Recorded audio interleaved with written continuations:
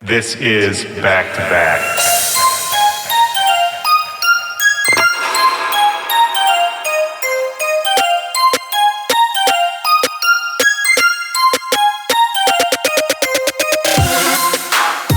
Yo, what's up, everybody? This is Willy Joy, and welcome to the show. This is Back to Back. This is my podcast.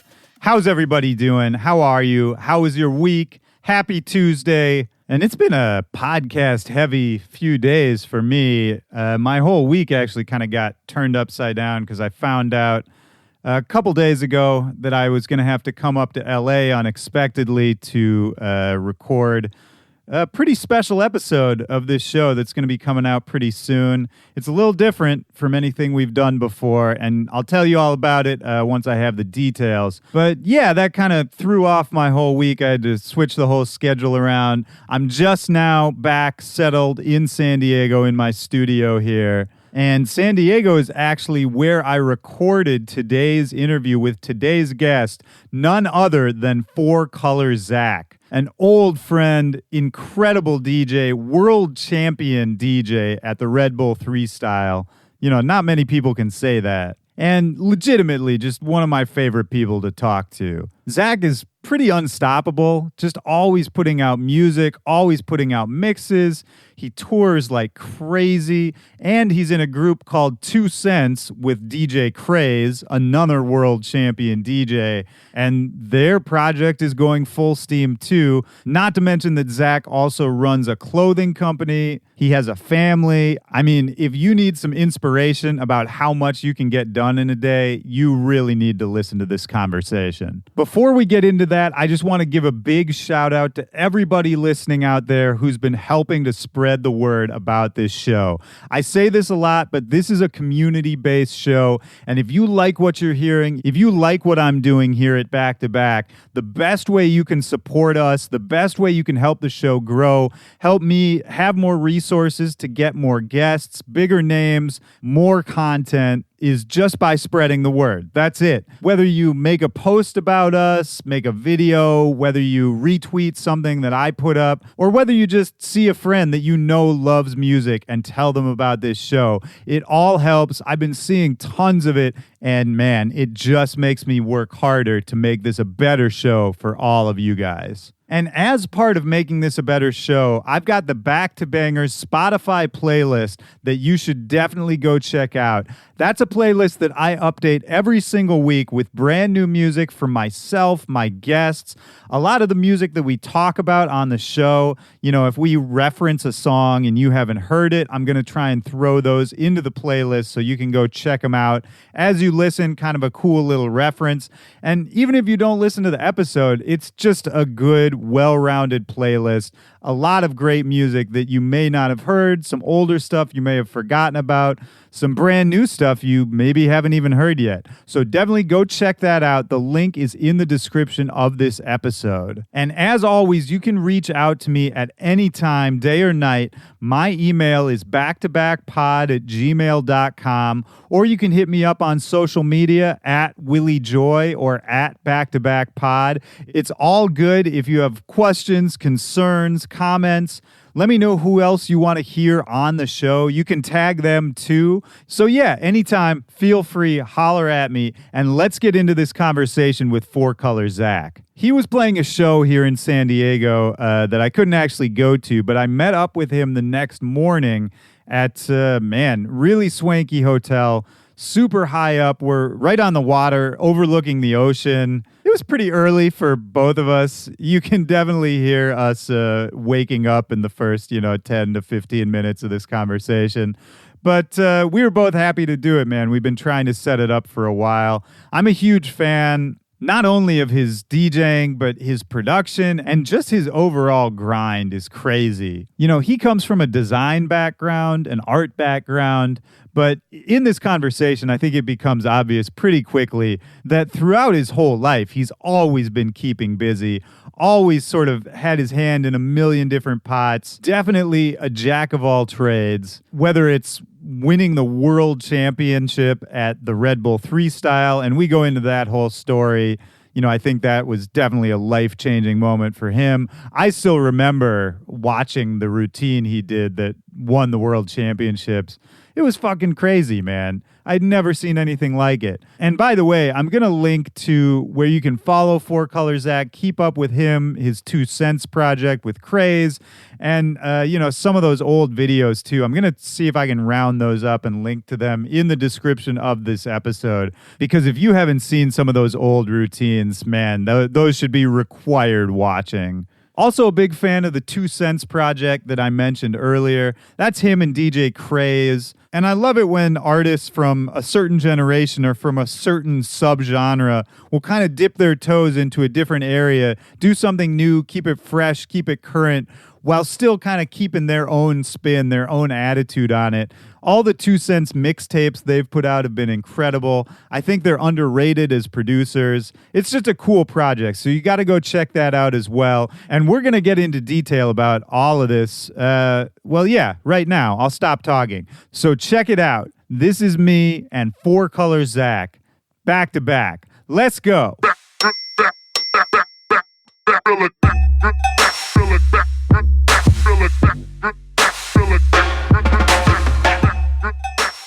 I'm just getting over being in the hospital in Maui and stuff. Okay, wait, yeah, let's talk about, I think that's a good way. We should talk about that because I saw, it was funny because I texted you to set this up, and before you responded, I checked Twitter. And the first thing on my Twitter feed was you saying, I just got out of the hospital. And it was you can see how long ago the tweet was. And it was 5 minutes ago. Oh, God. I was oh man. So wait, what happened? I was cruising around. I went from Seattle to Philly to do that hollerboard party. And had to pull all-nighter from there, flew to LA from there, went to Honolulu, landed, no rest, just played. And I think I was just kind of going a little too hard, and apparently I haven't been drinking enough water and all that sort of stuff. Yeah. And then they're saying that I probably had just crazy dehydration, and I was about to flop, and then I either caught food poisoning or something, and that was just it, game over. Oh, wait, so you got food poisoning on top of They say that's probable. They said it's whatever it was just enough to kind of push you into just completely collapsing. And so that's the trifecta, man. That's really bad. But they said it was mostly because of the dehydration and fatigue. So, I mean, how did that manifest? Did you just... Oh, man. Did you just... rough. I mean, but is it just you felt really sick, or was it something crazy? It was a combination of the classic, out both ends type of thing, but then it was also paired with this weird, rolling fever and complete, I was just disoriented. I couldn't communicate. I was having these mini seizures, shaking and shit. All my veins hurt. It was weird. Even for days after when they finally let me fly and I got home, my legs and arms just hurt. Oh man. Yeah. So it was in Hawaii that you went to the hospital. Yeah. Mm-hmm. That's even worse because then you're on a fucking island away from home. Well, I left Honolulu when I went to Maui, and my dad lives in Maui, so I saw him, and then it was that morning we were about to have coffee. I was I don't feel so good, and then suddenly I was on the floor, and I couldn't communicate, and he's oh, shit. God damn. All right. That's, man, I mean... a life lesson that we maybe all got to slow down a little bit. Yeah. Well, and I think for what we do, man, I've been talking to a bunch of people. It's been on my mind, the sort of rigors of the life that people don't really see. Mm-hmm. So you're saying, you play this show in Philly, you probably stay up all night because I know it was all homies, a million people. You fly across the goddamn world to Hawaii. I'm sure you're drinking the whole time, both nights, all that kind of stuff. And I think of you as having a fairly strong constitution. You can definitely out-party me. Yeah. It was a surprise. I didn't feel weird when I got to Maui. I landed, had dinner, was having a couple more beers, just, having normal conversation, catch up. And then the next day I just thought, I just didn't have a very good night's sleep or something. And it's because I think my body just didn't sleep. Yeah, fair enough. That was it. I mean, are you that kind of person where you can, sort of party, go pretty hard for a night and then wake up in the morning and be pretty good, do what you need to get done? With the age, it's exponentially being more limited. I used to, for sure. Yeah. Now, I mean, I'm always going to get up and do what I need to do. It's just sort of the instilled responsibility that we have. But I just try to shy away a little bit more now. I'm not gone or my let's let totally loose days. That makes sense, man. Well, and you know, another thing I find really fascinating about you is like you do the most. Like you have, I mean, you're DJing and touring all the time. Mm-hmm. You're producing music, you know, these days with Craze as 2 Cents, you're making all these edits that I play in every single set. Hey, cool. But then on top of that, you know, you run a clothing company or a skate shop, right? Actually, no, not the skate shop anymore. Now we have a new brand. Oh, okay. But yes, now it's still a retail store and online component, but yeah. Okay, and you do a lot of design. Yeah, for that? it's all the creative direction for the brand. Right. So like that's all on you, and then you have a family as well. Married with 1 kid? Just 1, yes. Yeah, but even so, 1's good enough. Yeah. And how old is the kid? She'll be 8 end of the month. Yeah. Man. So that's crazy to me. I have enough trouble. I have way less than that, and I feel overloaded. Well, I mean, I think everybody is completely compressed as to how much they get done in a day. It's just what you spread your time on. Yeah, fair enough, man. But still, I mean, you just seem to me, and again, you never know from the outside, but you seem to me to be, you know, pretty well-adjusted, like chill, happy guy. Yeah. How are you able to do that with all this shit flying around? I think that you it's need to take care of. Just make sure that everything that you got to do is stuff that you love. So, you know, I wouldn't be designing still if it didn't bring me joy, and I wouldn't be DJing if it still wasn't fun. And I mean, if you have a healthy, happy family, that's like your rock, you know? Yeah, no, that's the key. You're right. And it's totally true that putting in, you know, quote unquote maintenance time to make sure that your family is happy and all that. I mean, that never feels like a job. Right. Yeah, I mean, we were just talking about it. For example, I'm supposed to stay in San Diego till tomorrow, but I just changed my flight to go home. And those are like the little things that you can do just to, you know, yeah, sure, hanging out in San Diego would be fun, but getting home and reconnecting. Man. I mean, it's the same reason I couldn't come see you at the show last night. My girl's friend was getting married. Yeah. We had obligations, and you know, that's what it takes. Yeah, the older we get, nobody ever has to apologize for that sort of stuff. Well, and that's exactly right. Like, you know, I would have liked to see your show, but it wasn't like I had any kind of bad feelings about not going. I was like, well, of course you do the family stuff. Yeah, absolutely. People know that if they come to Seattle and I'm there, you may as well just not call. Yeah. Do you remember I was in Seattle like a few weeks ago, and I texted you, and I was like, hey, are you around? And then like 5 hours later, you're like, wait, where are you playing? And I was like, oh, I just got off stage. And then we didn't talk again. Yeah, that's pretty much, that's more than what most people get. So. Right. Well, I feel honored about that. Yeah. You got the text back. But wait, you were saying, okay, 2 things I want to hit on before we move on. First of all, you started off talking about the Holotronics party that you played in Philly. Yeah. And I feel like that's something we should talk about just because we're both of the Holotronics era.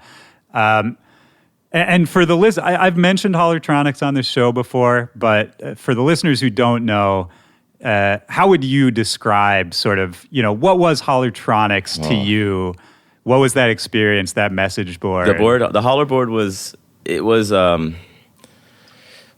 like our first real, or at least my first real sense of community online, which sounds kind of strange, but it was, you know, back then MySpace was a whole separate thing. This was like a free space for people to share ideas that were relatively like-minded or some wildly not like-minded. Well, sure, but I think you're right that it was sort of the first time that all of us weird DJs, and DJing was not that popular then. Like we were kind of the weird ones. Yeah. It was the first time that we had like a collecting point, you know? Yeah. And you're right, I think it was sort of the first online community for modern DJing. Mm-hmm.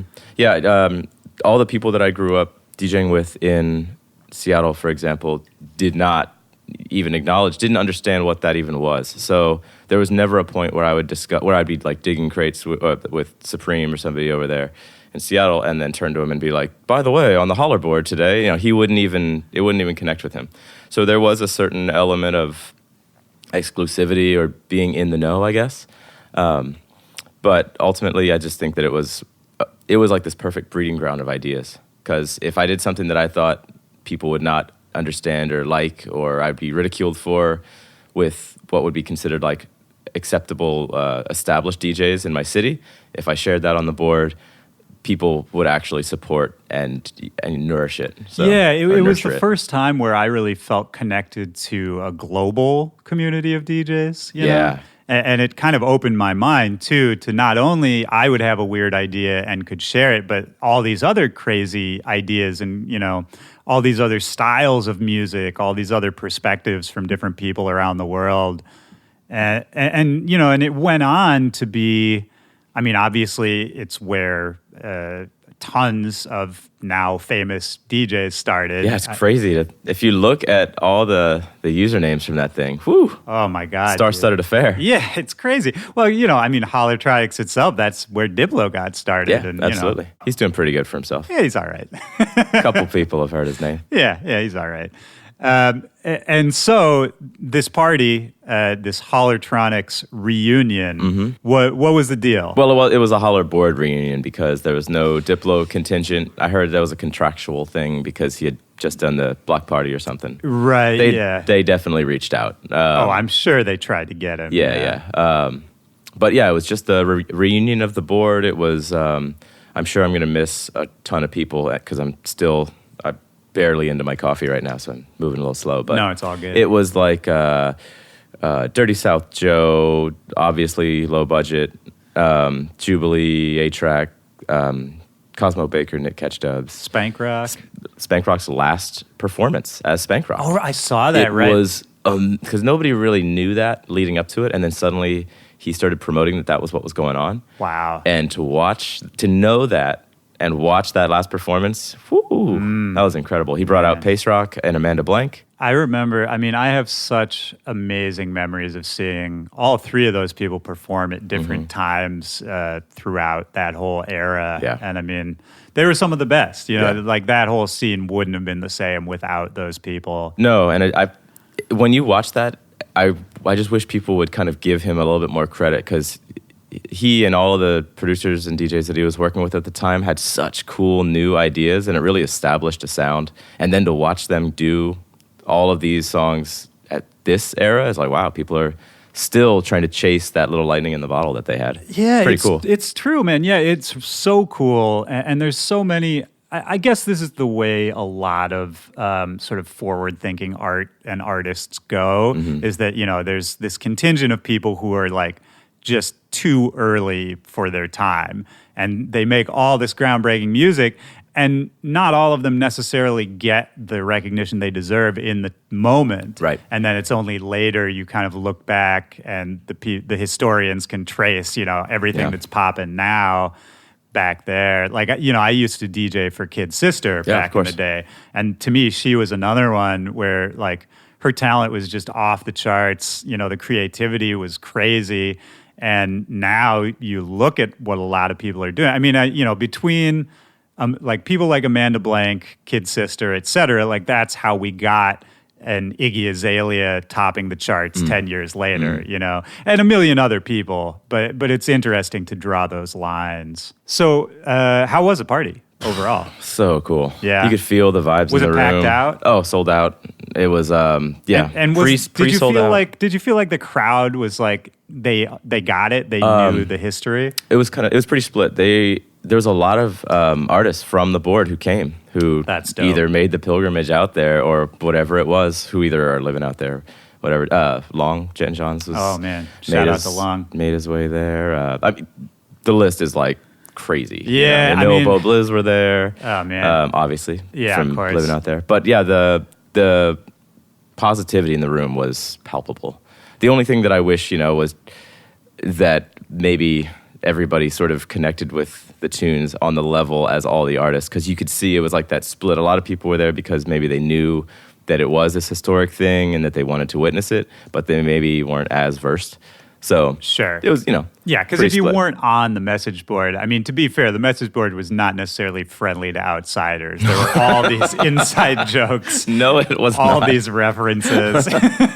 Yeah, I always think about it like it kind of predated like some of the Reddit threads or some of the Reddit pages. 100%. Yeah, it was like an early subreddit, and it was also sort of an early version of like memeing shit. Oh, and God, like yeah. viral memes. Well, you got somebody like Dirty South Joe on there. I mean, what do you think all that That's true. And now manifested? he's like the meme king. Yeah, pretty wild. I actually, I play chess online with Joe. Yeah. Every single day. How is he? You You heard that, Joe. Yeah, I don't think he's gonna get mad, but I mean, I'm winning overall. There you go. I'll say that. Now he's going to want to switch to Words with Friends in a heartbeat. Fuck yeah. Where were you? Okay, so Hollerboard days. Like, were you in Seattle then? Have you Yeah. always been in Seattle? I moved up there in early 99. From where? Oregon. Okay. So not too far. Is Oregon where you were born? Where Yep. you came up? Yeah. Came up there, went to college in Seattle. And you just stayed there ever since? Yeah, met my wife up there, kind of, plugged in with all my long friends out there, and yeah. Was there ever a thought? I mean, and I think it's awesome that you stayed there, and obviously you put down roots. Like, I think you have a presence there now. Even the new generation, like my buddy Christian Diamond Pistols, Yeah, of course. who's from Seattle. Yeah. Like, he knows you, and he was like, oh, for Color Zack, he's a legend. And, if you weren't in Seattle, like, I think that's cool. Like, if you had just moved to LA and just been another DJ, Yeah. I feel like you have a stronger identity because you put down roots Yeah, I think it's just at home, there's no need to live in LA. Was that ever a thought, though? Did you ever feel pressure to No, do I've the never industry felt, thing? Never felt pressure. No, never, ever. But it's also, everybody has a different path. Like when I first started DJing, I was turning down 90% of my gigs anyway. So there was never. Wait, what do you mean? Why were you turning down your gigs? I was working in advertising. So I was what's it? Fuck. Come on, coffee. A senior art director at an ad firm, and even before that, I was running my own studio. So when I would get gig offers out of town, I didn't want to be inconvenienced with the travel. Sure. So and I was already DJing 5 nights a week in Seattle, locally. So I didn't really see the need. It wasn't something that I felt was my career or obligation. That's interesting. So we had Sing Sing back then, which was our party that was more, for lack of a better word, the open-minded / bloghouse-ish type party, which was the cultivation of a lot of relationships in the dance community. Sing Sing was one of those parties because there were those kinds of parties in every major city at a certain point, you know? And exactly. it was that the same network of people from the Hollerboard were often the people throwing those parties. Right? And Sing Sing was one of the few I never got to play. That was like a white whale for me. Man. Yeah, it was a fun one. And then, so I had stuff like that keeping me satisfied with my dance music side of stuff. And then I would do things like Yo Sun, which was our rap party, which was like world famous Yo Sun, written in Rolling Stone and all that. I can't take credit for that. It was not my party, but I was the resident there eventually. So I was getting all of my rocks off, so to speak, cross-genre locally, and still being able to do my ad agency and design agency stuff. I mean, which makes sense. The only thing for me is, how did you manage to sort of take ego and not ambition, but I guess just the ego out of it? Because in my mind, if you're killing it with all of these nights, successful, people around town know you, how I think it's really cool that especially at a younger age that you could kind of have that perspective to be like, actually what I'm doing right now is the cool shit. Right. And I don't have to try to play the game and be the most famous guy in the world. Yeah. I mean, am I putting words in your mouth? No. It's just, I don't know. It just wasn't something that, also, I will say that there was probably less pressure to do that back then. True. Because there wasn't Instagram, there wasn't Twitter. Well, maybe there was Twitter at that point. It was different. Yeah, but there was definitely not, Instagram was not a part of it. I remember, the classic first Instagram post of you standing there with your feet, like, how does this work? Yeah, 100%. And it was nice that wasn't a factor in the decision making back then, because it was just about what made you feel good. Oh, I feel like I'm enriched enough and way busy enough with 5 nights a week locally, all my friends all the time, and my separate parallel career, and that was great. Whereas now I think there would be a lot of just the social media pressure to try to always front like you're building fam. Right, yeah. So, well, now I think you have engaged with social media in a pretty excellent way where you're kind of making fun of it as you use it. It's always you try to balance it out. Yeah. I don't know. It's tough. I mean, now that Instagram is a thing that we all have to do to a certain extent, I mean, does that stress you? What does stress you out? Oh, I mean, everything stresses me out. Don't get me wrong. I'm constantly stressed. Just the amount of stuff that needs to get done in a day. Sure. Yeah. No, I don't know. I am actually actively taking a break from social stuff. Like I'll jump in my mentions for a second. That's about it. Maybe I'll post something, but I'm trying to stop keeping up with everything. It's especially in the modern human and political climate. I'm starting to go to a dark place with it. I need to kind of fall back. Dude, yeah. I mean, and that's so true, not just for music industry shit, but just everywhere. Sure. It's getting really toxic. I realized just recently I would kind of wake up and just roll over and look at my phone. Like that would be like the first thing I would do while I was even still in bed, And I stopped doing that. I sort of consciously for a while, like stopped looking at my phone the first thing out of the day. And if I can go for like the first hour and a half, 2 hours without looking at my phone, or at least without looking at social media, my day goes so much better. Like it's crazy to me how much of just sort of an overall subtle background effect that shit has on me. Yeah. I've been taking a break too, man. I was just talking to, I won't say this artist's name because I don't know if he wants it out there, but someone who we both know who more or less was like, yeah, I just hired somebody to do my socials and I don't look at it at all anymore. And my life is way better. Yeah, I would completely understand why that would be the move. I think if we all could do that, we would. Yeah, that's what I said. I was like, man, if I ever have the money to hire that guy, I'll do it too. Yeah. Well, let's take it back, before we had all of these existential concerns. So you're coming up in Oregon. What part of Oregon were you born in? Corvallis. Oh, shout out to Corvallis. Yeah, OSU. Have we talked about this? My manager right now lives in Corvallis. Wait. Oh, that's right. Yeah, we were talking about this in Japan. Yeah. Because his wife is going to school out there, so he just moved. So he is there. living there now. Yeah, they've been there for like a year, and I think they got another year before her school is done. That's right. Yeah. Shout out Conrad. Shout out to Conrad, man.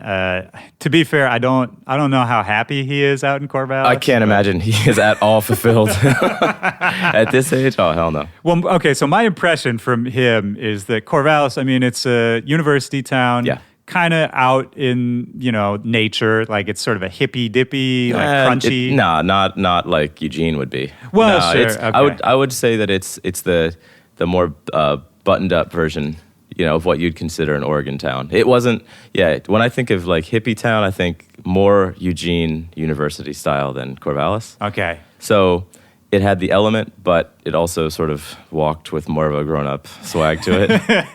Actually, I don't know how I just put the word swag and Corvallis in the same sentence. You can strike that from the history I'll edit notes. that out. Yeah.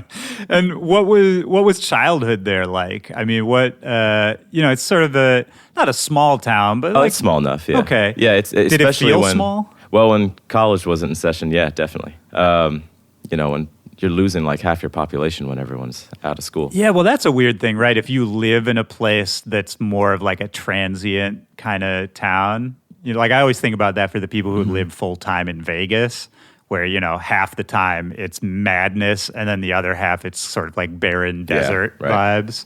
No, it was cool. I just grew up skateboarding and playing in bands and just doing what kids do. That sounds pretty good, man. Yeah. What does your folks do? My mom was working like super, super high up at the university, doing some, even to this day, I can't remember what her title was, but she was like, like one or two people under the dean type of thing. And my dad was doing rehabilitation help counseling. So he'd work with people who were either hurt on the job or had any sort of ongoing medical issue that was hurting them or hindering them from getting work done, and he'd go in and basically help get their lives back on track. Oh, that's amazing. Yep. And were you influenced by, sort of the grunge movement that was happening in the Pacific Northwest? Am I like right in the zone? You couldn't not be, yeah. I mean, that was a very huge element of anybody growing up in the Northwest. Yeah. I mean, I grew up in the Midwest. It was a huge part of my life. Yeah. But, being there, I feel like it must have felt different. Oh, God, yeah. And was that, the bands and all of that, were you sort of like aping that sound? Was it in that vein? It was nothing like, it was nothing conscious. It was just the same thing as it always is. It was probably more prevalent for us because it was so localized. We'd like bands like Slater-Kinney would be right there, and it'd be kind of hard not to check them, you know, or any band that had crossed over into the mainstream we were well versed in, so. And what did you have sort of any main passion? Was it skateboarding? Was it? Oh, it was everything. It's just like it is now. There was no one focus. It was. So you've just always been that way. Yeah. Skate all day, work on playing guitar and bass throughout the night, and then eventually it was doing graffiti all night. But it does seem like for all of those interests, it seems like maybe you can't do them casually. Am I right? No, you got to dive into everything. Yeah. But I think that helps too, because the spot that I grew up was like in the middle of nowhere. I didn't have any friends. There was no like, I'm going to go to my friend's house down the street. It was none of that. So it was always only child in the middle of nowhere, just with hobbies. So you really had to sort of seek out, Yeah, if you wanted to do something, you did it all the way. Right. Or you just dropped it. It was, you either see if you like something and move on, or you go all in. So like I would grow up playing guitar, for example, and instead of just learning the chords, I would learn like Sepultura solos or something. Oh, fuck yeah. So it would be like that. It would be full bore. That's dope, man. And were your parents supportive of these activities? Yeah. Classic, awesome parents. That's great. Yeah. And whatever I wanted to do that was creative, they were like, yeah. How was school for you? It was fine. I kind of was lucky enough to sort of walk in like that fine line between the underground kids and the popular kids. Nobody really. I was neither. I was just kind of down with anybody. I was kind of the same way. Yeah. Like for me, I felt just like everyone thought like I was kind of weird, but no one was like mad about it. Yeah. Yeah, exactly. Yeah. Were you good in school? Did you like it? It was fine. It was. I've got nothing. Answer. Yeah. I managed to graduate early without even trying. I don't know. So okay. Yeah. I think it was because I had an art teacher who knew that I wanted to go on to art school. So he basically just hooked it up. I think he probably even slid a bunch of extra credits my way or something, and did one of those things where he said, like, if you're working on your portfolio and you do what you need to do to get into art school, you don't need to come to senior year. Oh, man, that's really nice. Yeah. That's so amazing. I just chilled in my mom's basement. And so art was like, by the time you were leaving high school, art was like that was going to be the career path. What kind of art are we talking about at that time? Well, at that time, there wasn't really a focus. It was, I do all this stuff, and how is this going to pertain to anything? And then, you put it in a book and you realize, okay, there's some common elements here. Am I going into art as a major, or am I going into design? And that was the big jump, was when you realized, design is probably a little bit more of like there's a pot of gold at the end of that rainbow if you play your cards right. Well, talk a little bit about, because I'm just out of personal ignorance, what's the difference for you between a career in art and a career in design? Like, what can you go I'll just give you an example of just how it feels differently when you're in school. We were on two different floors. Art was on one floor, design was on another. On the design floor, you're in there learning about how things are visually perceived, how you communicate with elements and how those elements interact. You're learning stuff you probably don't want to know, which is like how to do basically anything with an X-Acto blade, as if anybody needs to do that beyond school, but sometimes. Sure. But and then you go up to the art floor, and everyone's still working in their comfortable medium. Oh, I'm still doing oil painting. Oh, I'm still modeling or whatever. And it just felt like one was sort of a good place for everybody to hang out and just sort of express themselves, but two, no end if you weren't personally driven, and the other one was really prepping you for this is what's going to have to happen when you need to deal with somebody who's got the bag and you're trying to secure that bag. Yes. And again, I mean, it sounds like you sort of went for the choice that was going to challenge you a little more. Well, by then I understood my place in it, so it really didn't take much. I mean, it was leading up to it. When I went and visited it, it was obvious. Yes, design has everything that art can have, and so much more. More of a practical application, kind of. Pretty much. And then also I just saw it was more personally rewarding. If you were driven and you were able to control your path, it would reward you more for it, I guess. But yeah, that makes total sense. So there was kind of a roadmap. In the same way that we were saying earlier, there wasn't exactly a roadmap as a DJ at that time. No. With design, you could sort of see if you put in this work, you could get to this position and vaguely how you could get there. Yeah. Which makes a lot of sense. I mean, I think it's funny now to connect it back to DJing and back to social media like we've been talking about. I think that's a major issue, is that kids coming into the game will look at a DJ's social media and get kind of this weird perspective of what the life is like and what it takes to be there and what you're going to spend most of your time doing. I think it's a really unrealistic thing now. Oh, God, yeah. I don't know. I think that it's going to change even more in the next 5 years. I don't think this model will be the same model, but... The DJ, the success model? Yeah, exactly. Yeah. I think that I think we're going to see a shift in the structure of what is acceptable to become a successful entity. You know? In what way? Well, right now you've got this whole team. Back in the day, it used to be if you wanted something done, you had to do everything yourself. Yeah. And if you were lucky enough to pair with another group of kids that maybe you saw eye to eye with and you could trust, you'd pair with them. But ultimately, everyone's roles would still be very defined. Now I think that it's getting to that point where there is that preconceived notion from kids coming up. Okay, I'm a good producer. All right, now I got to get a manager, and now I got to get a social media manager, and I always need to tour with a photographer and a videographer, all of which are very valuable things, of course. But I think that we're getting into this redundancy of what is expected, and well, it's sort of like putting the cart before the horse in a lot of ways, of course, right? Yeah. Somebody told me once that you never need a manager until your whole life is falling apart, and there was, I'm trying to remember whatever it was. No, but that's not far off. I know what they mean. Yeah, it basically. I mean, I think what the version of that I've heard, which I also kind of agree with, is like, you do not need a manager until you literally have so much on your plate that like you cannot do it all. Yeah. Like there are so many things flying at you, so many opportunities, so many different projects to work on. Yeah. Until you're at that point, you don't necessarily need that team. Yeah, if you're sitting at home thinking the manager's going to save you, it's not really not the wave. But then ultimately, I think that where I was going with that was I see that I think that people are going back to, I hope, eventually going back to being a little bit more rewarded for the process, enjoying the process, enjoying the what it takes to be creative these days, and want to be more involved in it rather than less, and be sort of pedestaled as an artist and be kid-gloved with other people doing the job for you. Yeah, I think that's true, and I think... I hope, fingers crossed, that, in this, whatever this next era, the next 5 years, whatever that's going to look like, I do think you're right that maybe there's going to be more of a premium put back on creativity, and just sort of new ideas and more individualistic kind of artists. Yeah.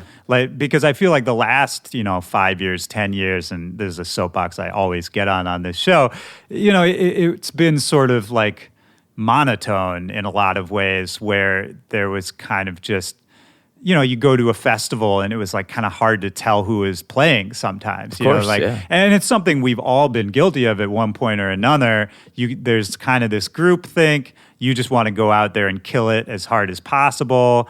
Especially at the bigger festivals, it might not be a knowledgeable crowd. And so, there's pressure to kind of play the hits or play what is going to work. There's, the there's sort of a standard for production with the LED walls, all this kind of stuff. And none of that, again, it's like I'm not complaining about any of that. Like I have fun doing all of that stuff. But I do think now we're sort of seeing, not only with the artists, but with the crowds too. I think people are kind of ready to see something new again. Yeah, it's cool that the shift is coming again. Because obviously, I think we all can agree, without sounding bitter or anything, that we've seen a lot of the sameness especially in the U.S. festival circuit.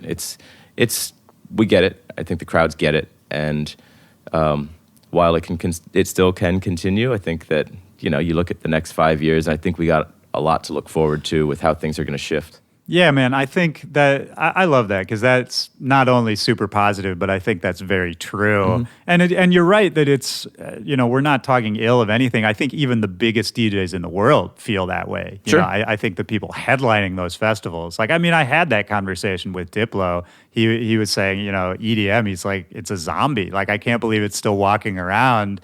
And, as long as people want to keep booking me, like, it's still fun, I'll keep doing it. But he's like, I'm focused on the new stuff. Like, that's what's exciting to me. Yeah. Yeah. Yeah, you see that with a lot of artists. I mean, even look at, like, OK going into more of a live component. It's just everybody growing in that with their creativity. Because obviously there's the safe route, which is continuing to just shovel the same 30 seconds of a song with a drop and a build and a drop and a build. And that is great, especially if you can keep personal interest in something like that, then keep it going. But obviously a lot of people feel like they need to move on to keep themselves engaged, and that's cool. Yeah, I agree. And OK is a great example. Shout out to OK. If for everybody listening, if you haven't heard his episode of this podcast, it's really good and you should go listen to it. But he's a great example. I think what he's doing is so cool. And I think you actually touched on there's this other division of this generation of artists who started as producers more than as DJs. Oh, God, yeah. Right? And so for them, DJing isn't necessarily where it all ends. Like I think a lot of them started as producers, got into DJing because that was the natural thing. That's if you produce electronic music, then you must go DJ it. But now they're getting to this point where they're like, oh, wait, there are actually other ways I could present this music too. And I think that's also what's going to open this back up is that, there'll still be great DJs. And you and I both come from a DJ background. I mean, that's like the thing I'm most passionate about. I'll never stop DJing. But I think it's so cool that there's this sort of like neighboring community of artists that started off as DJs, but then can also become something else. Mm-hmm. Like that's really exciting to me. Definitely, yeah. I don't know. I hope we see more of that. I see it coming. It's a slow, when you're this close to it, it doesn't feel like it's happening. It's the frogs in a frying pan thing, They don't feel the water heating up or anything. But there is change. Maybe that's a grim. That's so grim. We're not all okay. You won't see it till it's too late. Oh, you'll be soup. You'll be soup, kids. Anyway, yeah, I think a lot of cool things are coming. So when did you get into DJing? Was that through the skate culture? Was that through hip hop? Actually, no. That was I was in a band. A group of us were just bouncing from sound to sound, and then at one point, one of our buddies had built a studio in his backyard and was basically just going through the city stealing enough stuff to create a well-respected studio, who went on to do wonderful, amazing things. He's a total genius. Everyone's got their own path. Oh yeah, man. If you lost your speakers or mixing console to him, just know that it was to the greater good. If your house was stripped of copper wiring. Exactly. Yeah, but I just remember there was one day where it was, all right, now we're focusing on instrumental beats and we need somebody to act as the DJ. And we literally just drew straws and I drew the short straw. It's like, shit, all right. So yeah, it was like a means to an end. It was, we were all playing instruments and somebody needed to do the next instrument. And, we had all been taking on so much that it wasn't something anybody really wanted to throw themselves into. So, Did you take to it? Did you like it at yeah, first? immediately understood why it was so great, and yeah, it was full on. I mean, at that point, I started running the parallel thing of collecting records and making mixtapes, which was then unrelated to the music that we were making. Right. And this was still in high school? Mhm. Yeah, that era. Yeah. And you graduated early, which is what, age 17? 16? Well, I mean, I stuck around, and basically, I hung out in a basement for a year and waited for my time to come, you know, and then I popped back up, grabbed my diploma, and was out of there. I love it. Yeah, So I just kept working on the DJ thing, just for fun. Yeah, you know? and then college was when you moved to Seattle. Yep. You said. Yep. And Kept working on the mixes. I was making all my own beats back then. You know, Pro Tools era. So even then you were producing as well. I actually arguably spending more time producing because it was such a part of my wide open day. I'd work all day on design stuff, and then I'd produce like well into the night. Was anyone hearing those beats you were producing at the time? Not many, you know, only friends. Yeah. Yeah. And were you making them like with rappers in mind, or was it more of like an instrumental beat kind of thing? We might have been rapping on the beats ourselves. Yeah. Yeah. I know how that goes. Bit of both. Some for verses, some not. So there was especially then there was a lot of it becoming that sort of crossover sound into like lo-fi stuff, and there was a lot of even IDM stuff, and you know, it was the shift where all the different genres were coming together to sort of mix into some new undescribed thing. Yeah, is that when you were sort of becoming more aware of electronic music? Yeah, and because dance music? you know, you move to a bigger city and you meet more experienced people. Or I went and stayed with somebody in the UK for a while after doing some design work with him, and you know, that just completely tore my head open, like what was going on back then in like the IDM scene, because this guy was a programmer, and so he was he was not a club guy. He did not expose me to what was going on in the club music scene. I had a professor for that who she was like well into the club scene in the UK. So I'd go out there and she'd take me to the raves and he'd take me to the weird like underground IDM parties. Oh, that sounds super fun. He'd give me like all the Autechre white labels and she'd take me to crazy like jungle rooms and stuff. So, oh man, yeah, that sounds like a lot of fun. That must have been mind-blowing at that time. Oh, hell yeah. At that age too, never having traveled, it was cool. Wow, man. And how did it evolve for you? Like while you were in college, is that when you started playing out? Did you start, the party scene a little bit? Yeah, well, you know, did the whole house party thing that everybody does. But playing out, really, it was one of those things where I had kind of tried to get away from the playing out DJing stuff because I felt like, okay, I need to start shifting more focus to the design stuff, and playing out really wasn't something that I needed to force. And at that time, we had a design studio that a buddy of mine and I were sort of cultivating, and we were doing some of our dream projects for our dream clients back then, and we were so hyped. And at the time, some friends of ours were opening clubs, and then, you know, at one point they said, "Can you come play?" And you can't say no to them. But I had I'd stripped myself of a DJ name. I was like, oh, I don't know what to even put on the flyer. Right. And so the name came from our design studio, which was at the time FC Kids, 4-Color Kids, because we used the 4-color pen to I remember draw those. all our roughs. Yeah. So the whole point was we basically were using me DJing as a promotional tool for the design studio. Everything went back to the design studio. Oh, cool, you like to set? Tight. Get the mixtape. Which the mixtape was for the show that we're doing for our design work. Yeah. And if you need like new sneakers designed, come hit us up. Yeah. Oh, that's so cool, man. I love that flip on it, because I think in the modern era it's the other way around. Absolutely. You know? Like everything goes back to the DJing. Yeah. And did DJing ever feel like it was getting in the way of design stuff? No, because back then you're young and you don't sleep and you drink all night, and when you get up the next day, it's nothing. So I miss those back days. then it was just a natural way of life. Yeah. Everything's fun. And you do it all. Exactly. Everything's for entertainment, and it just so happens it's also what you have to do for the job. Sure. Yep. And And so did it just sort of evolve that way? Like you go through school, you said you opened your own firm? Yeah, when we were getting out of design school, not to make this like a design podcast or anything, but when we were getting out, it was just one of those things where we were told, your guys' ideas are too crazy for most employers. You guys really need to button it up, put a book together that people won't be so scared of or something. And we thought, well, we're young. We don't care. We like young ideas. Let's open our own thing. And worst case scenario, we'll be failed business owners at 22 or something, So, but it worked out, right, for a while? Oh, absolutely. Yeah. The only thing that stopped us was eventually my buddy wanted to move to New York, and we didn't want to do it remote. So, and then I ran it for a while by myself with another.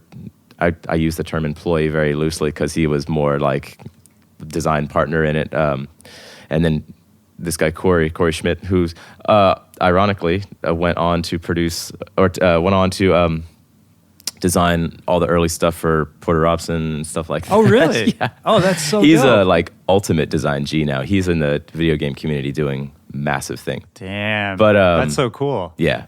But eventually I jumped ship from there, joined a real quote unquote agency, and basically just went for I chased the bag. Yeah, I was yeah. getting married at the time too, so it's like, Bags are important when you're getting married. Yeah. But it was just from one opportunity to the next. You go and you try to advance whatever it is you're doing, and that was what I was doing with both design and DJing. Sure. And so on the DJ side of it, how did that evolve in parallel? You're just sort of playing around more and more. People start to know you locally. More established in the scene, throwing more parties that have traction, meeting people that we were bringing in from all around the world, people like yourself, and being able to... I wish it was me. Well, you know what I'm saying. Like our community of like-minded people, that's how you'd connect because you'd bring them in to play the night and establish those relationships. And then... from there it was bigger parties, more exposure, more connections, and then to fast forward to 2012, I was in a DJ battle, and then ended up going on to win the world finals for that, and then it got to the point where the offers were becoming too great to be able to always say no to. Yeah. And I was also... I was at a time where I was getting pretty burned out on advertising. Client life was suffocating me, and I was starting to lose it a little bit. So the passion was feeling more like work. Yeah. If you're in the advertising industry long enough, it'll get you. Yeah, I've heard that from other people, and that doesn't surprise me because I could see very easily how something like that would just turn into this unending grind. To watch the greatest ideas you've ever come up with constantly just get boiled down into something stupid, it takes a toll on you. Yeah, whittled away, and they make it safer, and they dumb it down. Yeah. So I went on to take a hiatus from the agency. Never to actually go back, but and just DJ'd for a while. And my wife was like, "Yeah, go for it. If you're gonna have fun doing this, and we will figure out how to make this then work." And we did. So I did that, and how many X amount of years later, I'm still doing it. Right, so. man. And you're traveling all the time. It seems like it's going really well. Yeah. So let's, I know you've talked about this a million times, but we got to talk about the Threestyle a little bit. Oh, sure, yeah. Which is the competition that you won the world championship at the Redbull Threestyle. This sort of very iconic DJ battle. Back then, it was still somewhat of a newer thing, right? It was still on the come up, yeah. They were a couple years in, but I feel like I always think of it like my year was the last year where people still didn't know what the hell was going on. Right. And then every year after that, I think a big part of it was it took a U.S. world champion before people would pay attention to it. In the U.S. I think that's true, and I think to gas you up a little bit too, I think it was also the way you won it, and I think it was the kind of routine you did because it was more, I think it was more relatable than like what you would think of as like a traditional super technical DMC style routine. Yeah, I could agree with that. I think it was digestible for somebody who didn't know anything about DJing. Yeah, the DMC stuff was never my strong suit at all. You can take that shit to Craze because he will forever be the king of that. Yeah. But my style was just different. It was more about the ideas. It was less about the how fast can I scratch or whatever. And for the people who might not even know, I mean, let's just sort of very quickly talk about what you did to win. Like, it was this competition with a whole bunch of very talented DJs. Yes. And you were doing these, 5-minute No, routines? 15 minutes. 15-minute routines. Feels like an eternity sometimes. Of course it does. Yeah. And I mean, basically, these are little showcases that are pretty open-ended as to what you can do. Right? Very, yeah. When they started this thing, the reason it's called Threestyle is they wanted you to play 3 styles of music. And when it started, that was an actual thing that people had to consciously do. Now, of course, that is not even remotely something that comes into your mind because we all play multi-genres of music within a 2-minute span.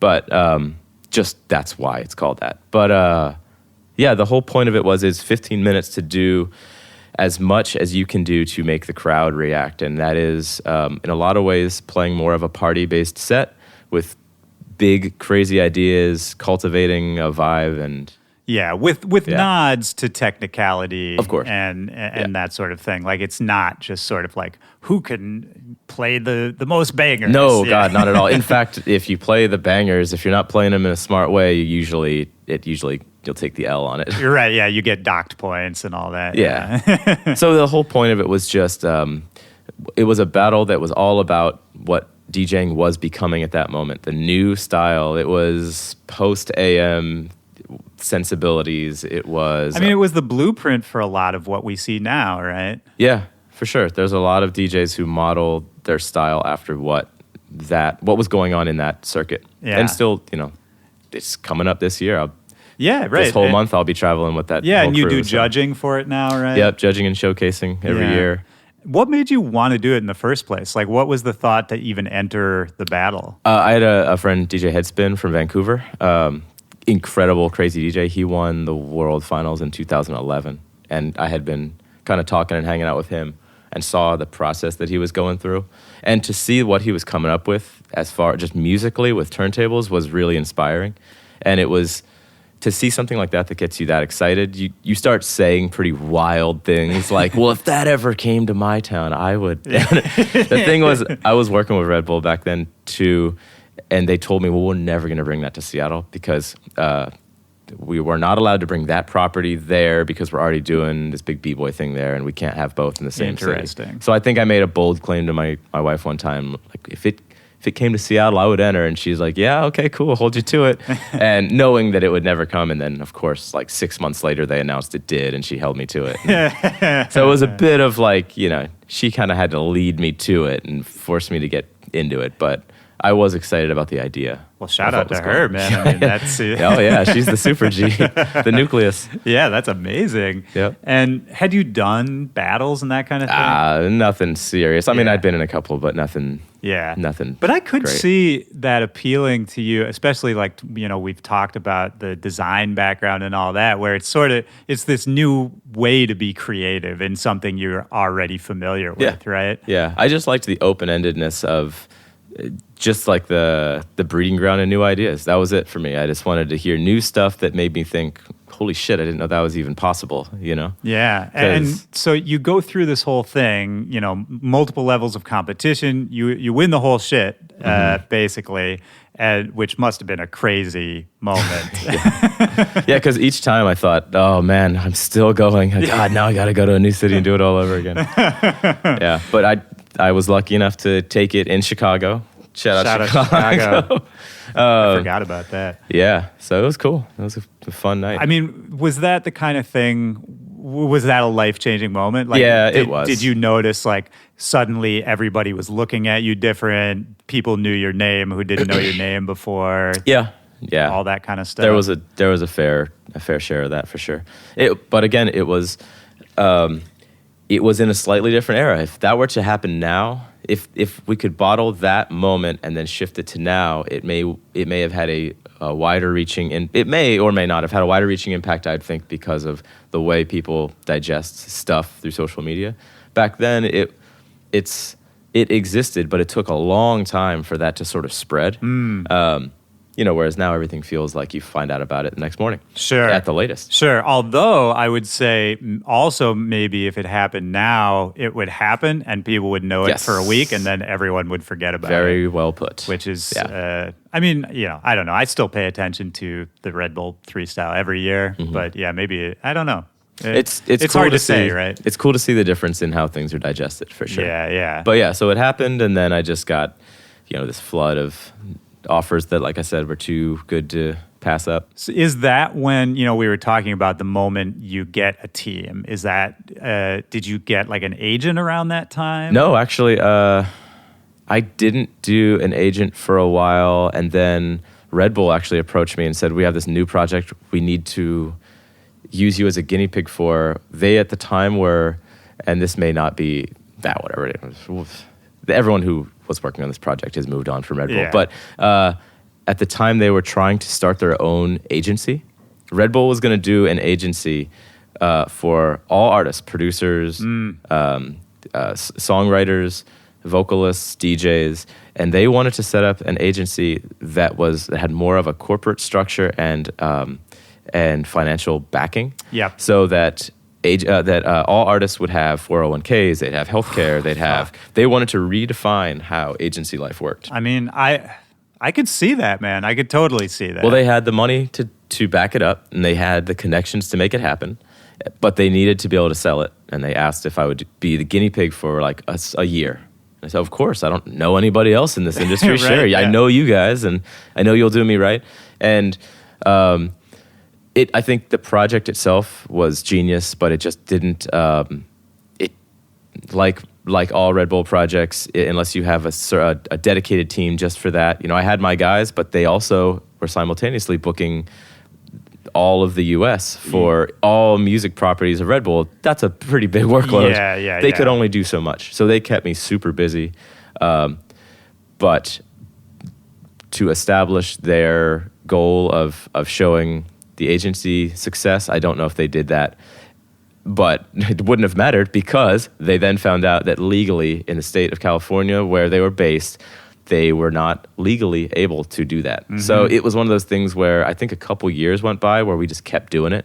Right. And then they got the word like, hey, we legally have to stop because this could become an issue if this were to be found out. Right. So when I left them, I got lucky enough to join AM Only, which was awesome.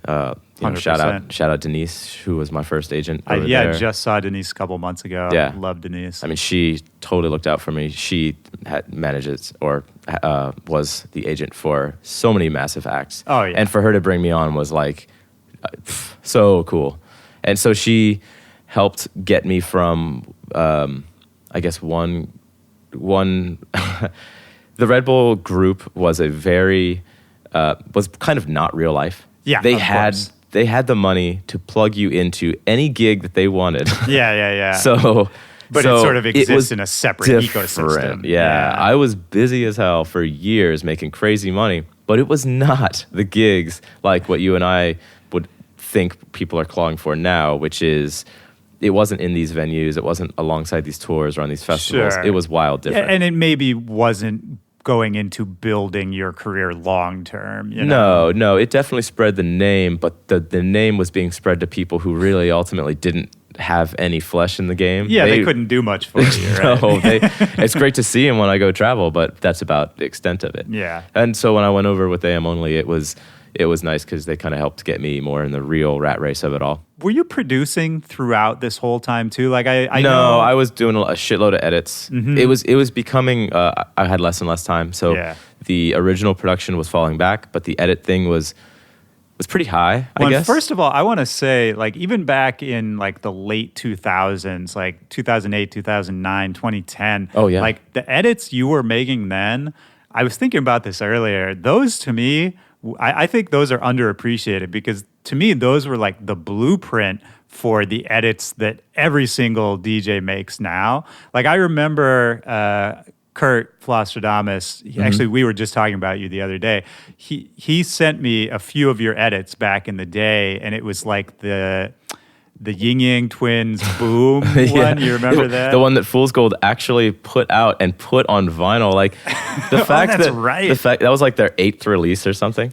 The fact that they did that, oh God, you guys. The A side of that was an electric light orchestra break. Yes. Like, God, talk about putting your neck on the line. Amazing. Yeah. But for real though, like those edits at the time, they blew my mind because I'd never heard anything where it was that composed, you know? Yeah. And I think everyone was playing them for years in the same way now that, you know, I think a DJ can make an edit and suddenly everyone in the world is playing that edit. Yeah. But back then, man, I mean, I think you were one of the first. I just want to shout that out. But so even then, even later on, you're still making crazy edits. And I want to talk about 2 Cents as well. So when did you meet Craze at first? Do you remember? It was somewhere in Florida. We were playing a show together, and obviously I'd heard of Craze. And I think we met, and he was crazy nice, and then we all went to Denny's or something. Yeah. And then after that, it was like, holy shit, this guy's willing to talk to me. Because like I grew up, you know, watching and studying what Craze did. Yeah, and I mean, in certain circles, he was a god. I mean, he was a multiple-time world champion. Yeah, you know? He defined what technical and intelligent DJing was. Yeah, and I'm not, you know, he's still a legend. I'm just saying at that time, like, that was, you know, the height of his celebrity, so to speak, you know? Yeah, absolutely. I mean, he literally taught all of an entire generation what to aspire to be. Right. So when I met him, it was like, holy shit. And also he is always kept modern. So he's never become that old head. So you play a show with him, you're like, oh my God, you're still really fucking good. Yeah. Jesus. Well, yeah, because he went off and I mean, he had his drum and bass period. Oh, yeah. Which is, you know, sort of this crazy, like sideways tangent for a turntablist. And yeah, he's been all over the map, man. His innovation, I think, is sort of another underappreciated thing about him. Absolutely. But he helped, I just think he helped justify people chasing what they were passionate about and not doing it because it was cool. Yeah. You know, if you like something, just do it. Who cares if maybe there are fewer people over there? Maybe if the pool is smaller over there, that's fine. It doesn't matter because they're going to appreciate you more. Yeah. And I think that seeped into, like I said, all the people that were studying what he was doing. Like myself, when I'm seeing him do something like that, it is only natural that I am then learning that, okay, if I want to do something, it doesn't matter whether it's popular or not. That's not the point. It's what makes you personally happy, which that's why I mentioned the whole thing about what I'm excited about in the next 5 years or whatever arbitrary number for the future of what we're all dealing with is when people stop chasing the popularity and the numbers and then get back into doing what makes them happy. That's when we're going to see some cool stuff. That's when we all win, right? Yeah. And yeah, Craze is so inspiring that way. Like I had him on this show and hearing him talk like in the same way, like I got so inspired because there's nobody who gives less fucks than Craze. Nope. And yeah, just to hear him talk about, you know, we've talked about like, oh, do you feel pressure from X, Y, and Z? You know, like it's not even a consideration for him, you know? And seeing someone go just that hard into whatever they think is dope, and obviously being successful with kind of whatever he's putting his mind to, I don't know. I think anyone could take a lesson from that, man. All day, yeah. Well, even before 2 Cents, I do want to shout out. I mean, you were producing your own stuff for a while. You put out some records with Fools, not just the edits, but you put out some original content with Fool's Gold and a few other people, right? Yeah. I think we did over some the with years. Nest and, of course, Slow Roast. Shout out Slow Roast. Yep, Slow Roast. Yeah. So how did 2 Cents come to be? We were... I think we for some reason we tell different stories about this, but it's ultimately the same thing. I was playing a show at the spot called Bardot in Miami, and which was like a discotheque. So it was all disco and house themed stuff. And I was playing the night just like we normally play it, in the sense of I was trying to keep the vibe while still every once in a while tossing in tricks and little show-offy things without ruining the vibe. And he was there with me. We were wilding out. I'm sure we were probably drinking. And the conversation was, we're capable of doing this kind of stuff with every genre. We should make the greatest mixtape of all time. And that's just what he kept saying. The greatest mixtape of all time. Greatest mixtape. Greatest. It's a mantra. Gotta be the goat mixtape ever. And then, so we started, like, I think I opened a note on my phone or something, and we just started writing down ideas while I was still playing. Oh, wow. And then, the next day, basically, we talked again, like, hey, but we really should do that. And it's one of those rare ideas that you talk about at 2 a.m. and then actually do. well, actually, most of those I try to do. Really? Because they always end up working. It's surprising. Like, I think people should act on those more than they do. I like that point, man. Yeah. Write them down. Like, if you ever get a stupid idea that you think is funny, it may be hilarious, but if then you give it a little bit more time and cultivate it into something that makes a little bit more sense to actually be out in the world, it usually ends up being pretty awesome. Yeah, try to find like the real core of the idea. Yeah, because it comes from somewhere. Yeah, that's true, man. So yeah, we did the first mix, and the whole point was it was our 2 cents. It was we were not 2 cents at the time. It was us putting a mixtape out called 2 cents. Right. This was our reaction. Color Zack present. Exactly. 2 cents. This is our reaction to the industry climate, the political climate, us just showing off and being goofy. There's always the running comedy element, which is and always will be a big part of what we do. Yep. And then the mixtape was received very well. So it was cool to see people from different communities embracing it. Like, obviously, the hardcore DJ nerd contingent will always be there to analyze, and they loved that. Yeah. But it was cool to see people that maybe weren't in that group of people thinking, "Wow, this is different." This is what I will say. It was different. You know, it was different. And for the people who haven't heard any of this, I'm going to put links to everything we're talking about in the description of this episode. But I mean, I loved how you guys, and I still love how you guys sort of engaged with the sort of neon EDM world while still kind of like saying what you really thought of it. Of course. Yeah. Like you were participating while critiquing, Yep. which I think is the best way to participate in any culture, That's probably the best way I've ever heard it described. Oh, so sick. I agree that I think the word critiquing is a big thing that needs to be understood. It's at least for me, it's never about hating, because if you're in this industry, any industry, creative industry, you need to be able to critique what it is you're surrounded by without that being either being hate or being received as hate, because part of being creative is being able to improve. And absolutely. Critiquing is the way you do that. As artists, we need critique on what we do, or else we're not going to improve. Exactly. And so sometimes it sucks to hear it, but it always sucks.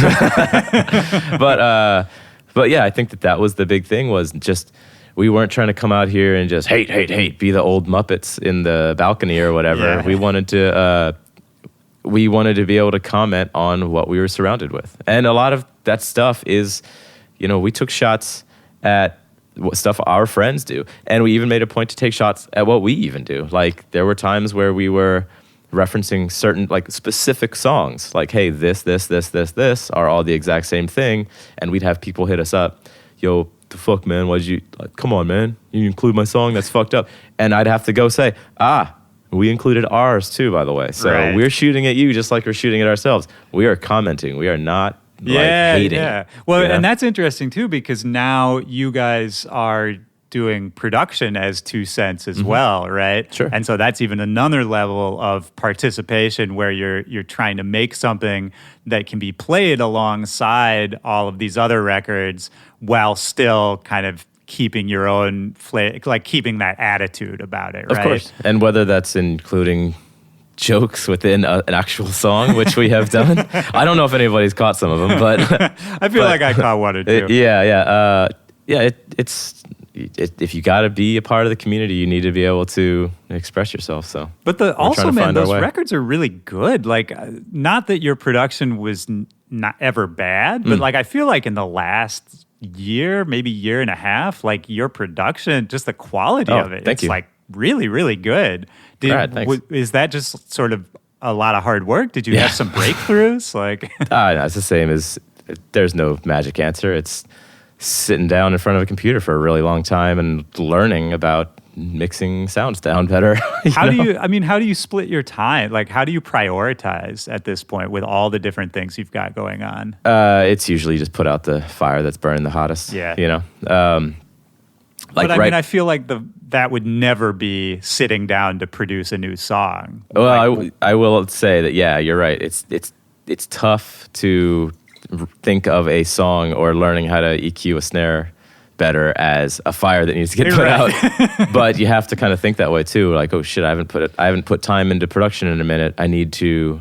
Yeah, that's sort of the long term. That if I want this project to keep keep the ship on track. Right. Yeah, right. That makes sense. Yeah, you gotta just understand what your workload is, and I think it's just a way of thinking. It's a way of working. Yeah. And I think once you get into that mindset of just sort of jumping from lily pad to lily pad and like just you keep that momentum, you keep moving, I think the more you do that, the easier it gets to just kind of, once the second you're done with the one thing, start the next thing. Yeah. That kind of, it's something that it took me a long time to learn because it's not the way my mind naturally worked when I got into this game. Like I'll kind of get tunnel vision about whatever I'm doing. But the more, I think it's just like anything else, the more you practice that mindset, and maybe for you it just came easier. It sounds like you've kind of just always done all the things. But all the things, to a fault. I don't let go easily. Well, did you ever feel like you were doing too much? Like you got overloaded? Constantly. All the time. But for real though, like was there something you had to like cut down on or cut out? For sure. Just a quick example is when I moved up to college, I made a conscious decision to stick my turntables in the closet so that I would do that less. Because I knew that I needed to focus on other stuff. And even to this day, there are conscious things that I have to do that I have to say, no, I can't do that. I want to do that. I want to do everything. Yeah. Like Craze will attest. I'm very hands-on. Yo, I'm sure. Yeah. It's just a matter of knowing what you really, really want to do and what's okay to you to not be done the way you would do it. Because for me, it's always hard to let go and think, well, I could do that better. I should do it better. If I can do it better, I should do it better. But for some of those things, it doesn't matter, right? In the end, you have to realize that some of the things do not actually matter as much. It's that old saying of like, don't let good be the enemy, or don't let great be the enemy of good. Yes, yeah. And I will admit that I'm still fighting with that. It's if I could do it better, I'd probably be further. You know what I mean? Sure. If I could understand what isn't important or find a way to not care about something, then I would definitely have maybe a faster trajectory. But and what's the goal in 2018? Like for you now, like what's exciting to you? What are you looking forward to doing? Out of 4 Color Zack, 2 Cents, the company that you run, all of that. Yeah. Like, is there something you're focusing on more, or are you still kind of trying to push everything and see where it goes? Like, what's coming up for you that you're stoked on? It's all still happening. It's 100% everything all the time. Yeah. So it's like the limiter's always on. You know what I'm saying? I'm pushing. Yeah. Sausage fattener. Yes. The sausage face is wild, He's crazy really right mad, now. Yeah. Really excited about our new brand and shop called Can't Blame the Youth. We just opened this year, and it's wild because it's like starting all over again. I've been in the streetwear industry for a long time, doing other people's stuff for many, many, many years. St. Alfred in Chicago, DQM in New York. That's right, yeah. Stussy, Nike, you fucking name it. Anyway, but to have our new shop in Seattle being rebuilt, new brand, and such a strong team, I'm really excited about that. We have massive things that I can't talk about just yet that are about to drop. Probably announce around the time this is out. But really excited about that. Matter of fact, as soon as we're done here, I got to finish our fall season. Yeah, there you go. It's looking dope.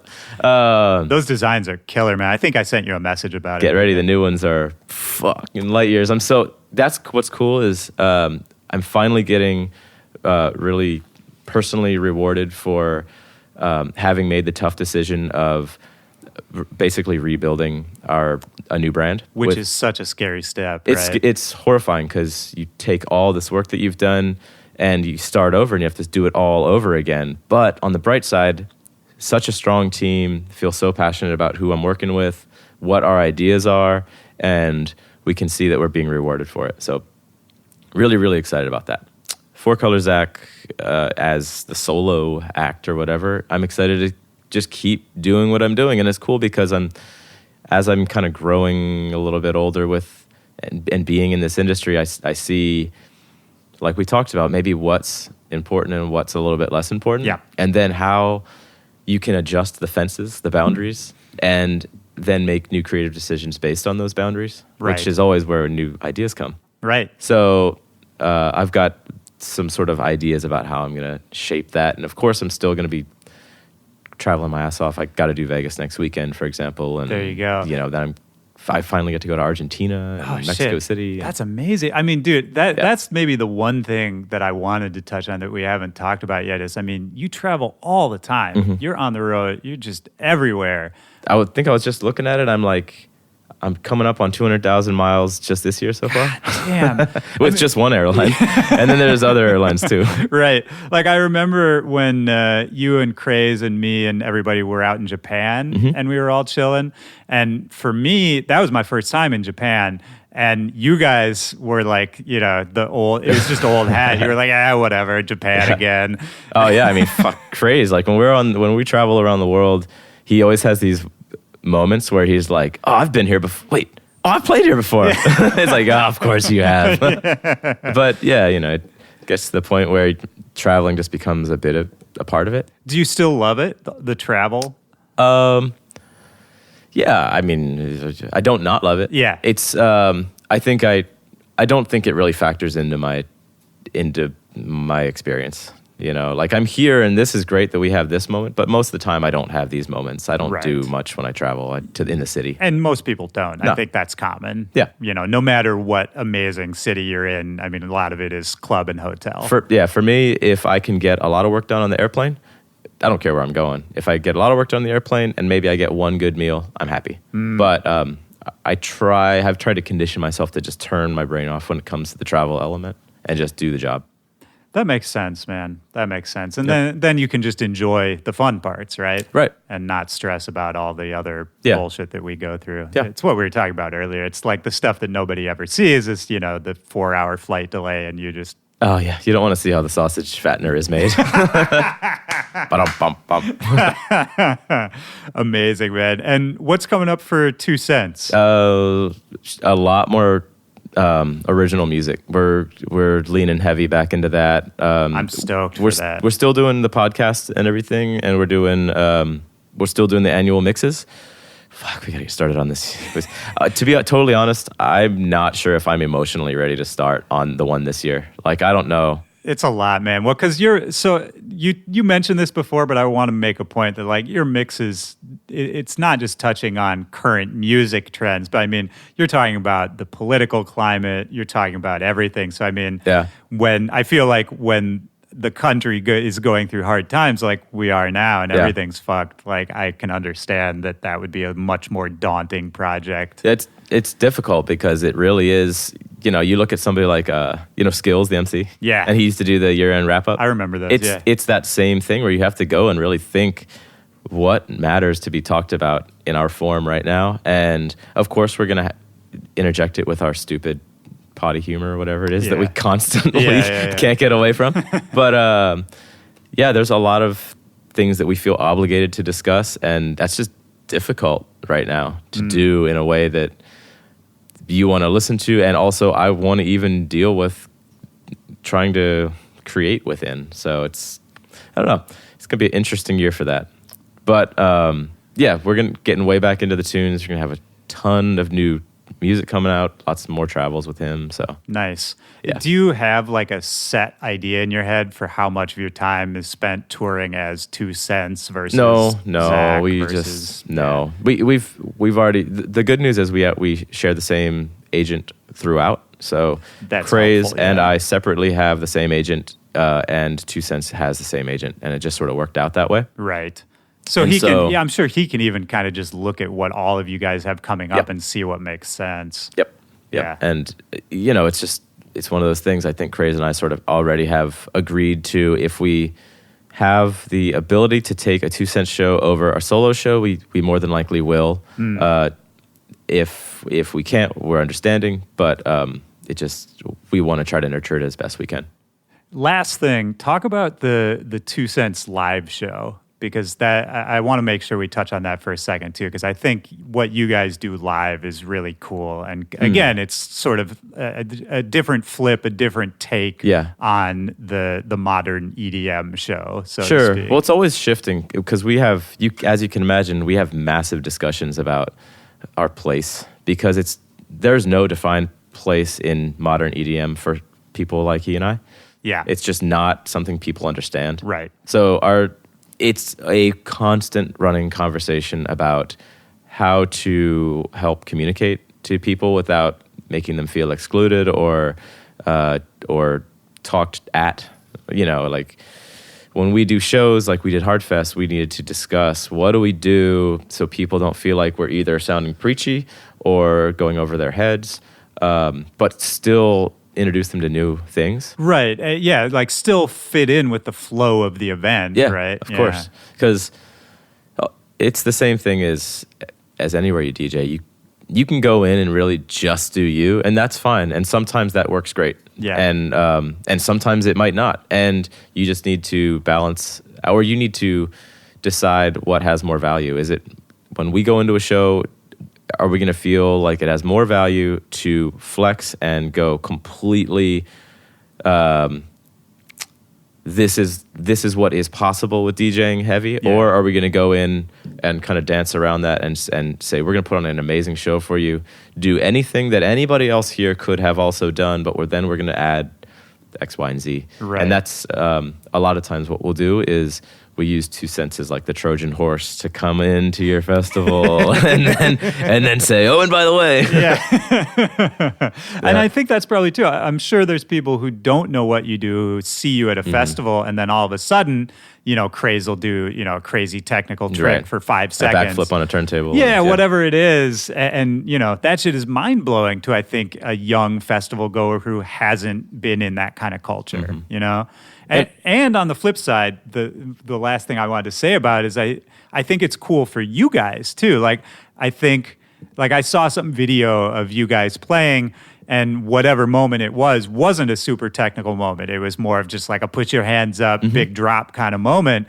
And I was watching you guys and watching Craze, and he was just jumping around having fun. And I was like, that's awesome that he gets that now, because that shit is really fun. Yeah, it's interesting because he and I have very different types of fans a lot of times. Just because, he's been the god for so long that he's got a very separate, very niche fan group. Yeah. And I still want to do dumb stuff like jump around and, jump off a table. Like I'm still, I am not burnt on that at all. No, that shit is super fun. It is still fun. Yeah. And so it's cool for us to be able to come together and do all the things that make us and everyone around us so happy.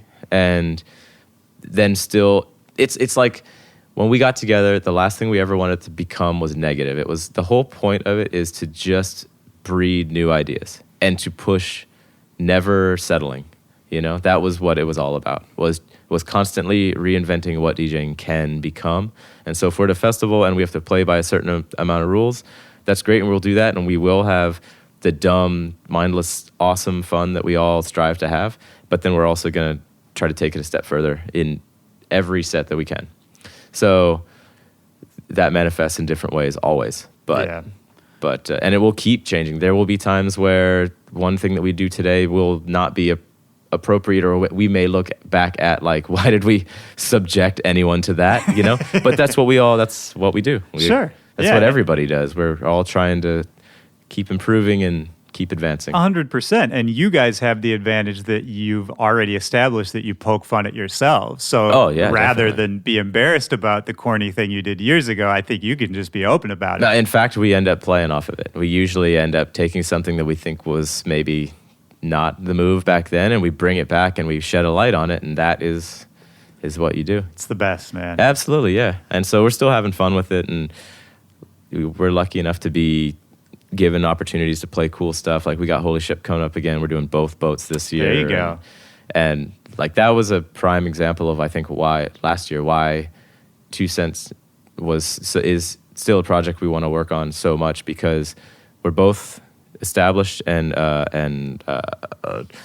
we've been doing this long enough that if we get put in a position into a situation where we don't know what's going on, we're going to figure it out real quick and make it our own.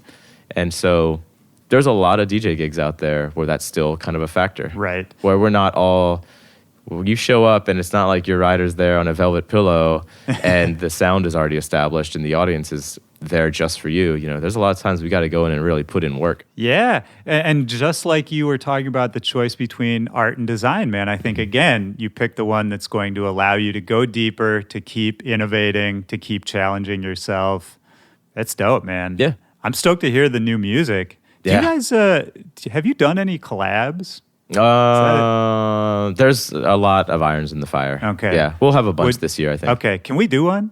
I would love to do one with you guys. Yes. All Really, right. Yeah. Fuck yeah. Man, this has been awesome. Is there anything else we should talk about that we haven't? Anything else you want to get out there? Oh, God, no. I'm sure I've talked people's ears off enough. They're probably like, fuck that guy. No, not at all, my friend.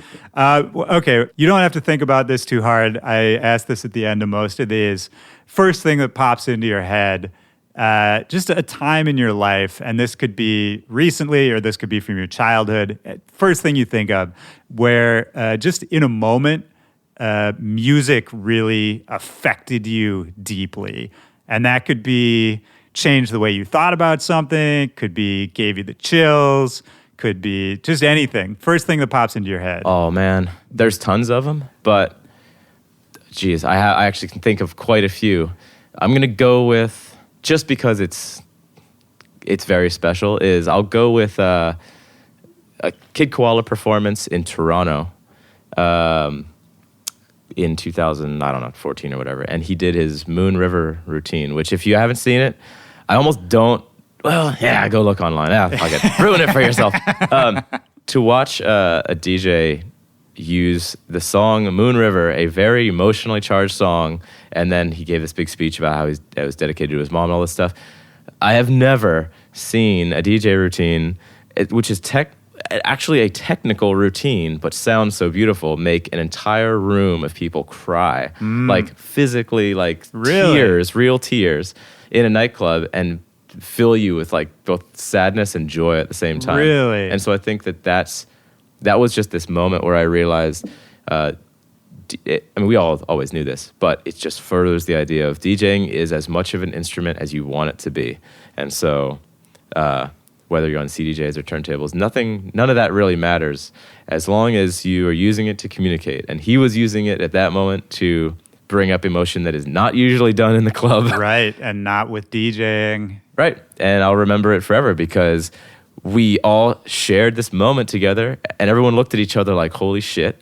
And then the next moment he's like, all right, now let's go back to having a great time. Does he still tour that routine? Like, does he still play it out? I'm not sure now. I know this was kind of like a special show at the moment, so I'm not really 100%. I'll have to check into it, man, because I've never seen him do it live. It's a moment. I'm not sure if it translates as well on YouTube, but yeah, you never know. It's worth a shot. Yeah, at least for a reference. And I mean, I think that's so perfect, man, for everything we've been talking about, because it really is, at the end of the day, it's just about connecting with people and communicating with people. And from back in the days when we were kind of the weird kids who, like, we thought we were onto something, but it didn't really make sense to a lot of other people, to where you see it now, where DJing is kind of a very mainstream thing. And now we almost have to come at it from the other end and pull it back and be like, well, this is really why it's important. Yeah.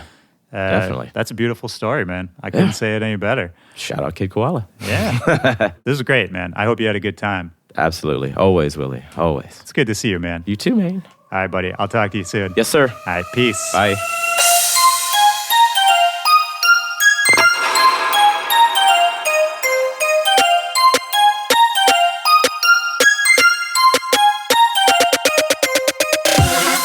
All right, that's the show. Shout out to Color Zack. Thanks for coming on the show, man. So good to talk to you. I'm really glad we finally linked up for that. Make sure to check out all of Zach's projects, whether it's his solo work, 2 Cents with Craze, his new streetwear company, all of that. The link is in the description of this episode where you can keep up with Zach and everything that he's doing. You can also follow me at Willy Joy or at back-to-back-pod on all social media, or just email me back-to-back-pod@gmail.com. That's it for this week. And man, I've been doing a lot of interviews in the last couple. There's a lot of new content coming up for you guys. Some exciting stuff. We're starting to experiment with formats and some new ideas. So in the next couple months, you'll see some cool stuff. But of course, nothing about this show is going to change. It's only going to be adding on more content, more cool stuff for you guys. I hope you have a great week wherever you're at, whatever you're up to. Take care of each other. Take some time for yourselves. Chill out. Relax. It's all good. My name is Willy Joy, and I will talk to you next Tuesday. For Back to Back, have a good one. Peace.